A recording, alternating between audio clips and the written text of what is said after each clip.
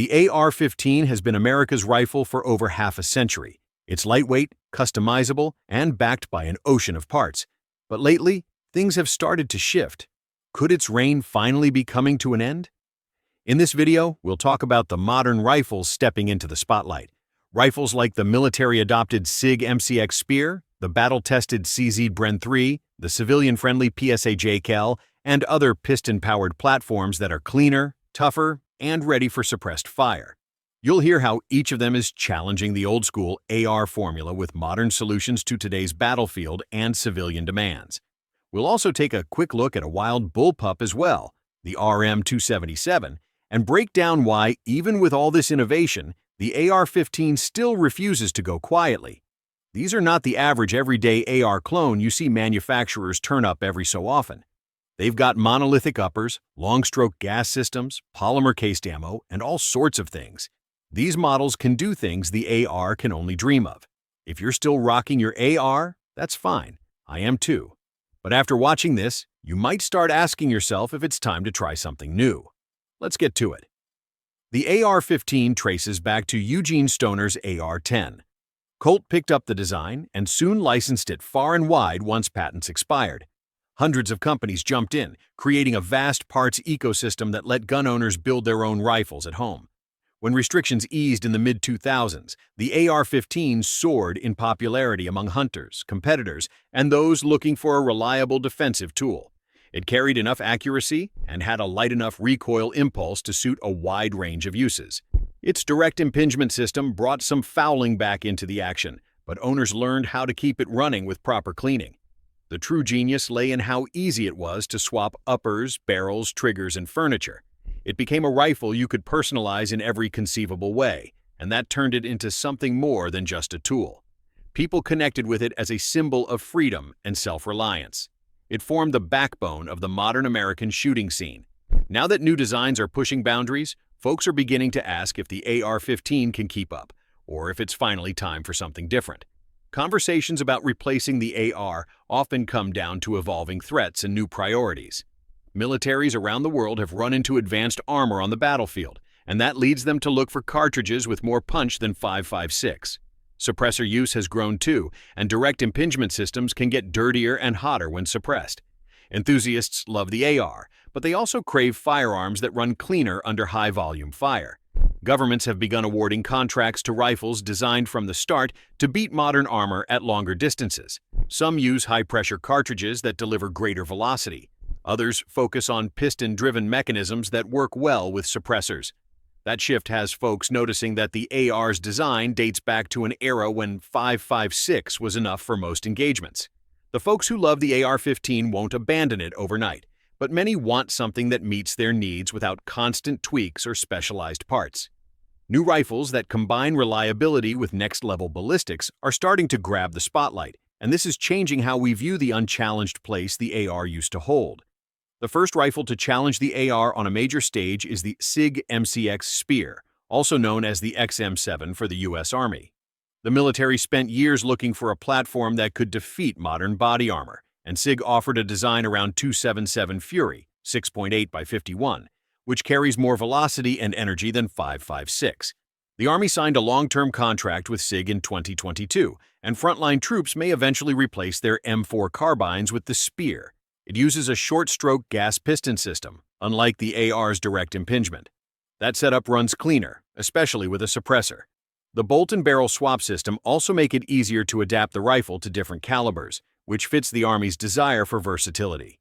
Civilians can get one of these, but the price generally hovers around $5,000, which puts it firmly in the premium category. I've handled the 110 Spear at a range event. Recoil is definitely heavier than with an AR-15, yet the design manages it better than you might expect. The heavier bolt carrier, combined with a well-thought-out buffer system, softens the blow.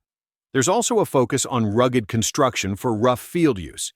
Some folks call it overkill for civilian needs, but anyone who wants a next-generation rifle that hits hard at extended distances will find a lot to like here. It marks a big step away from the classic AR approach. The fact that the Army chose it shows how far the conversation has shifted. CZ took lessons from their Bren 2 and introduced the Bren 3, which benefits from real-world feedback, especially from units in Ukraine.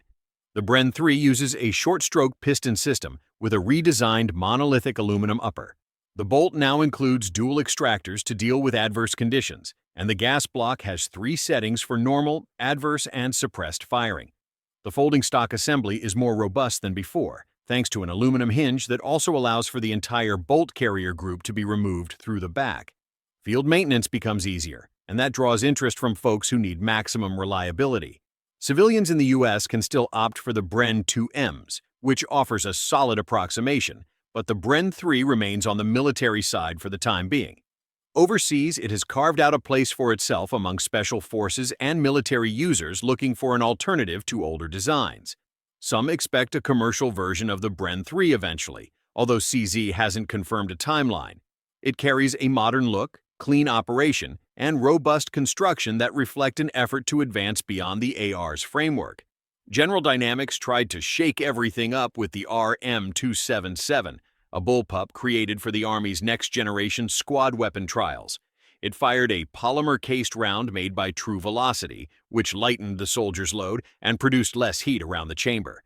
They used an impulse-averaged system designed to manage recoil for more controlled bursts. They also built a dual firing mechanism that operated closed bolt in semi-auto, then switched to open bolt in full auto for cooler operation. Even though SIG's MCX Spear won the contract, the RM-277 showed that manufacturers were willing to explore unorthodox ideas to eclipse the AR. On the civilian front, Palmetto State Armory decided that people wanted a more rugged alternative that didn't break the bank. They came out with the JAKL, which uses a long-stroke gas piston design in a monolithic upper. The bolt runs on a sled assembly that doesn't require a buffer tube, so the rifle can fold at the stock and remain compact. That's a major departure from the standard AR configuration. Palmetto State Armory aimed for an affordable price. These rifles start around $1,499, which is a fraction of what folks pay for a high-end MCX or SCAR. They're chambered in 5.56, 300 blackout, or 308, depending on the configuration, and they're ready for suppressors thanks to an adjustable gas block that doesn't require special tools. The JAKL's ambidextrous charging handle can be switched from one side to the other, which is a nice touch. Field stripping is simple because the recoil assembly comes out with just a few steps. That design also keeps hot gases away from the trigger group, which helps with reliability over time. I've run a JKL at my local range, and it handled flawlessly with both brass and steel-cased ammo. It's heavier than a bare-bones AR, but it feels very solid. Recoil was easy to manage, and the side-folding stock made storage a breeze. It's worth a look for anyone who wants something with AK-like toughness while still using AR mags and lowers. That price point makes it far more approachable for a wide audience. Heckler & Koch combined elements of the G36 and the HK416 to create the HK433. It uses a short-stroke piston that keeps the action cleaner than direct impingement. It also has an ambidextrous charging handle on the forend instead of a classic T-handle near the receiver. That design appeals to shooters who want more ergonomic control, especially with optics or magnifiers attached. The aluminum upper and polymer lower keep it light enough to carry, and the stock folds for better portability. It's offered in multiple barrel lengths, anywhere from around 11 inches up to 20 inches. This modular approach matches the demands of military users who may need to adapt the rifle for varied missions. Price points can vary by region, but it sits in a category above many basic carbines. Law enforcement agencies in Germany have adopted it, and some in Ukraine have used it as well. The HK433 reflects a broader trend toward piston-driven rifles that handle suppressed fire more efficiently. It stands on a different branch of the family tree, yet it addresses the same question these other rifles are answering: how to move past the limits of older AR-centric thinking. Israeli weapon industries introduced the Carmel to offer a short-stroke gas piston rifle that competes in the same space as FN SCAR and CZ Bren. It uses a folding polymer stock and a cold hammer-forged barrel that can come in lengths as short as 10.5 inches or as long as 16 inches. It's chambered in 5.56, and the US commercial version has an MLOK handguard for modern attachments. Its MSRP sits around $1,799, so it lines up against SCAR Light and Bren-style rifles. The Carmel relies on Stanig magazines, which means owners won't have to switch to a proprietary mag design. It handles suppressed operations well, thanks to an adjustable gas regulator. That fits the growing desire for rifles that accommodate various muzzle devices without extensive tweaks. Though it hasn't been adopted by large military forces, it's a strong alternative for shooters seeking a robust rifle in the 5.56 category that breaks away from AR-based patterns. So, with all those rifle models that can replace the AR-15, why does it refuse to die? Some folks hear about these new rifles and assume the AR's days are numbered, but that's unlikely. Millions of AR-15 exist in the United States. The rifles are familiar, easy to service, and parts are everywhere. Ammunition in 5.56 remains affordable, and many shooters already have stacks of mags and components ready to go. Law enforcement agencies stick with the AR because their entire training infrastructure is built around it. We all appreciate how simple it is to upgrade or customize an AR. The direct impingement system may get dirty, but it's easy to work on, and there's something to be said for decades of refinement. The AR-15 rose to prominence for good reasons, and those reasons remain valid for many tasks. These new rifles are certainly exciting, but they won't erase the AR anytime soon. They're just offering fresh avenues to approach the same goals. The AR-15 rewrote the rules when it arrived, and it stayed on top for decades. New rifle models show that the arms world never stops evolving. The RM277 Bullpup even hinted at a leap away from conventional layouts.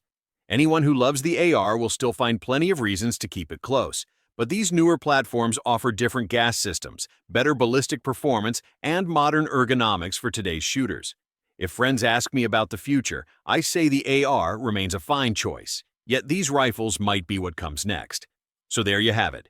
Today's most talked about contenders to replace the AR-15, the hard-hitting SIG MCX Spear, the refined CZ Bren 3, the rugged PSA JKL, the modular HK433, and the versatile IWI Carmel, plus a glimpse into futuristic territory with the RM277. Each offers something new, but the AR-15 still holds its ground. Which one caught your attention the most? Drop your thoughts in the comments. I'd love to hear what you'd run and why. Don't forget to hit like, share this with your gun-loving friends, subscribe for more, and click the bell so you never miss a drop.